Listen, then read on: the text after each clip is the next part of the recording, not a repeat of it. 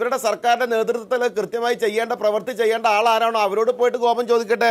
102-48-55/2025 close A എന്ന് പറയപ്പെടുന്ന letter ഇത് റിസീവ്ഡ് ഓൺ 18/11/2025.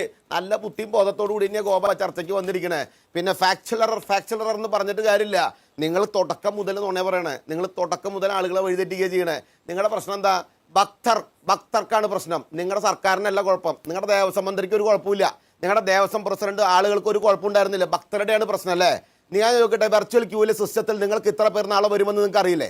ഇത്ര പേർ വരുമ്പോൾ അവർക്ക് സൗകര്യം ചെയ്തു കൊടുക്കണം എന്ന് അറിയാൻ പറ്റുന്ന ഒരാളും അതിനകത്തില്ല.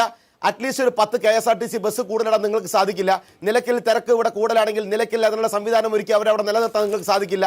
പമ്പയിൽ അവർക്ക് വേണ്ട സൗകര്യങ്ങൾ ചെയ്തു കൊടുക്കാൻ നിങ്ങൾക്ക് സാധിക്കില്ല. എരുമേലിയിൽ അതിന് വേണ്ട സൗകര്യങ്ങൾ ചെയ്തു കൊടുക്കാൻ നിങ്ങൾക്ക് സാധിക്കില്ല. മരക്കൂട്ടത്തിൽ പ്രയാസം ഉണ്ടായെങ്കിൽ അവിടെ അതിന് പരിഹരിച്ച് അവിടെ നിർത്താൻ നിങ്ങൾക്ക് സാധിക്കില്ല.